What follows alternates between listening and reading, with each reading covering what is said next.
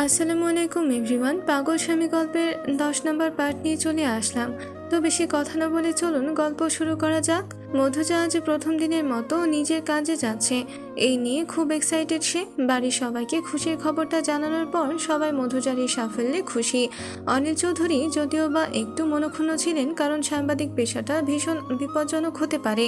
তবে মমতা চৌধুরী তাকে বুঝিয়েছেন যে মধুজা যদি চায়, ওর যদি নিজের উপর ভরসা থাকে তাহলে কোনো অসুবিধা নেই, যার ফলে তিনিও আর দ্বিমত করতে পারেনি। তাছাড়া অক্ষরও পুরোপুরি সমর্থন দিয়েছে মধুজাকে।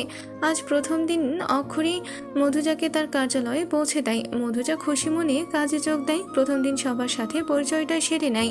মধুজা বিভিন্ন ধরনের সংবাদ সংগ্রহের কাজ করবে, তার সাথে একজন ক্যামেরাম্যানকেও ঠিক করে দেওয়া হয়। মধুজার ক্যামেরাম্যান আর কেউ নয়, তারই বন্ধু লাবিব। লাবিবের সাথে কলেজ থেকেই বন্ধুত্ব মধুজার। কলেজে তো তারা বেস্ট ফ্রেন্ড ছিল, আজ আবার অনেকদিন পর একসাথে কাজ করতে পেরে খুশি তারা। মধুজার উপর আজ দায়িত্ব পড়ে রাস্তায় বেহাল দশা নিয়ে একটি রিপোর্ট তৈরি করার। তাই মধুজা লাবিবকে নিয়ে বেরিয়ে পড়ে। রাস্তায় তৈরি বিভিন্ন গর্ত এবং জ্যাম কার্য পর্যালোচনা করে। লাবিব কিছু ছবিও তোলে, কিছু মানুষের সাথে এসবের ভোগান্তি নিয়ে কথাবার্তা বলে। অবশেষে সব মিলিয়ে খুব সুন্দরভাবে একটি রিপোর্ট তৈরি করে মধুজা। সম্পাদক খুব খুশি হয় মধুজার এই কাজে। তিনি মধুজার মাথায় হাত বুলিয়ে দেন, তুমি যথেষ্ট ভালো কাজ করেছ। এভাবে কাজ করতে পারলে ভবিষ্যতে অনেক ভালো একজন সাংবাদিক হতে পারবে। তবে একটা কথা মনে রাখবে, সাংবাদিক হতে গেলে সাহসের প্রয়োজন। কাউকে ভয় করবে না। অনেক প্রভাবশালী লোকের বিরুদ্ধে তোমায় খবর তৈরি করতে হতে পারে, সেই নিয়ে অনেক চাপের সম্মুখীন হতে পারো। সব কিছু পাশে রেখে নিজের কাজটা ভালোভাবে করবে। মধুজা বলে, জি, আমি নিজের দায়িত্ব যথাযথভাবে পালন করব ইনশাল্লাহ। মধুজা আজ সব কাজ শেষে বাড়িতে ফিরতেই দেখে মমতা চৌধুরী খাবার নিয়ে বসে আছেন। মধুজাকে দেখা মাত্রই তিনি বললেন, এসো, তোমার অপেক্ষাতেই ছিলাম এতক্ষণ, তাড়াতাড়ি ফ্রেশ হয়ে এসো, খাবারগুলো এখনো গরমই আছে। মধুজা নিজেকে খুব ভাগ্যবতী মনে হয় মমতা চৌধুরীর মতো একজন শাশুড়ি পেয়ে। তার কাছে মনে হয় তার মাই যেন তার কাছে আবারও ফিরে এসেছে। মধুজা ফ্রেশ হয়ে এসে খেতে বসে পড়ে। খাওয়া দাওয়া শেষ করে নিজের রুমে চলে যায় ঘুমানোর জন্য। অক্ষরের আজ তাড়াতাড়ি ফেরার কথা। মধুজা যেন তার অপেক্ষাতেই আছে। নিজের বুঝতে পারছে না কি হয়েছে তার। যে লোকটাকে একদম সহ্য করতে পারে না, তার জন্য কিনা অপেক্ষা করছে। মধুজার হচ্ছেটা কি? অক্ষর আজ আগের দিনের থেকে বেশ তাড়াতাড়ি করেই হাসপাতাল থেকে ফিরছে। গতকালের ঘটনাটা এখনো তাকে ভাবাচ্ছে, কে বা কারা তার পিছনে ছিল। তাই আজ ঝুঁকি না নিয়ে তাড়াতাড়ি বাড়ি ফিরেছে অক্ষর। তবে আজ সে ঠিক করেছে, কেউ যদি তার পিছু নিয়ে থাকে তাহলে তাকে অবশ্যই হাতে নাতে ধরবে।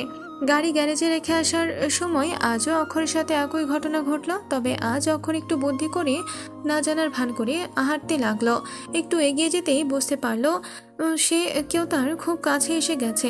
অক্ষর ভাবলো এটাই সঠিক সময়। অ্যাপ্রন থেকে কিছু একটা বের করে নিল অক্ষর। পেছনে ঘুরে তরল বস্তুটা ছুঁড়ে মারল। বস্তুটা কারো হাতে গিয়ে পড়ল। সে আগন্তুক তৎক্ষণাৎ দৌড়ে পালালো। অক্ষর তার পিছু নিল, কিন্তু বেশি দূর অব্দি যেতে পারল না। তার আগেই সে কোথাও যেন মিলিয়ে গেল। অক্ষর দীর্ঘশ্বাস নিয়ে তার হাতে থাকা কেমিক্যালটির দিকে তাকায়। সে এই কেমিক্যাল কারো শরীরে পড়লে সেখানে র্যাশ উঠবে। অক্ষর খুব ভালোভাবে খেয়াল করেছে আগন্তুকের হাতে কেমিক্যাল পড়েছে। এটাই তো চেয়েছিল সে। এখন সে আগন্তুক যদি চেনা কেউ হয় তাহলে খুব সহজেই পাকড়াও করা যাবে। এটা ভেবে মৃদু হাসে অক্ষর। সাবধানতা অবলম্বন করে বাড়িতে প্রবেশ করে অক্ষর। সিঁড়ি বেয়ে উপরে দোতলায় গিয়ে নিজের রুমের বাইরে দাঁড়িয়ে থাকে। দরজার ভেতর থেকেই বন্ধ। অক্ষর দরজায় নক করতে যাবে, তখনই কিছু একটা মনে করে হাত সরিয়ে আনে। অক্ষর ভাবে মধুজা নিশ্চয়ই তাকে জব্দ করার জন্য এভাবে দরজা লাগিয়ে রেখেছে। সে এটাও বুঝতে পারে মধুজা এত সহজে দরজা খুলবে না, তাই অন্য পরিকল্পনা করে অক্ষর। মধুজা এখনো জেগেই ছিল, তার চোখে ঘুম আসছে না। ইদানিং পাগলা ডাক্তারের সাথে ঝগড়া না করে সে শান্তিই পায় না। এখনো পাগলা ডাক্তারকে জব্দ করারই পায়তারা করছে। তাই তো ভিতর থেকে দরজা বন্ধ করে দিয়েছে। ঘড়ির দিকে তাকিয়ে সময় দেখে মধুজা বিড়বিড় করে বলে, পাগলা ডাক্তারের আসার সময় তো হয়ে গেছে, তাহলে এখনো আসছে না কেন? হোয়াট এভার, আমিও আসলেও আমি দরজা এতটা সহজে খুলবো না। মিনিমাম 30 মিনিট তো বাইরে দাঁড় করিয়ে রাখবই। আমাকে যখন তখন অস্বস্তিতে ফেলার জন্য এটুকু একটুকু শাস্তি তো দেওয়াই যায়। আচমকা দরজার বাইরে থেকে অদ্ভুত শব্দ শুনতে পেয়ে কাঁচুমাচু হয়ে যায় ভয়ে মধুজা। বাইরে থেকে কিরকম ভুতুরে আওয়াজ আসতে থাকে। মধুজা ভয় পায় খানিকটা। কিছুক্ষণ পরে জোরে জোরে শব্দ হতে থাকে। মধুজা ভয়ে কম্বল মোড়া দিয়ে শুয়ে দৌড় পড়তে থাকে। কিছু একটা মনে আসতেই কম্বল ছড়িয়ে ফেলে মধুজা। সাহস সঞ্চয় করে বলে, আমি একজন সাংবাদিক, এত ভীতু হলে আমার চলবে না। আজ এই শব্দের রহস্য আমি ভেদ করবই ছাড়বো। কেউ ঠেকাতেই পারবে না আমায়। মধুজা সাহস করে উঠে দাঁড়ায়, গুটি গুটি পায়ে দরজার দিকে এগিয়ে যায়। দরজাটা খোলা মাত্রই নিজের চোখের সামনে অক্ষরকে দেখে ভরকে যায় মধুজা। অক্ষর মধুজার দিকে তাকিয়ে মিটিমিটি হাসছিল। মধুজার আগে স্বরে ধমক দিয়ে বলে, তার মানে আপনি আমাকে ভয় দেখানোর জন্য এমন করছিলেন? কি ভেবেছিলেন আমি ভয় পেয়ে যাব? আমি হলাম মধুজা, আমি কাউকে ভয় পাই না। সেটা তো জানি আমি, তাই তো ভেবেছিলাম এরকম শব্দ শুনে সাহস করে দরজা খুলে দেখবে কি এসেছে। তাই তো ফোনে একটা ভুতুরে গান ছাড়লাম আর কিছু শব্দ ভাইব্রেট করতে লাগলাম। কিন্তু তুমি তো অনেক দেরি করে দিলে। এতক্ষণ কি ভয় ছিলে নাকি?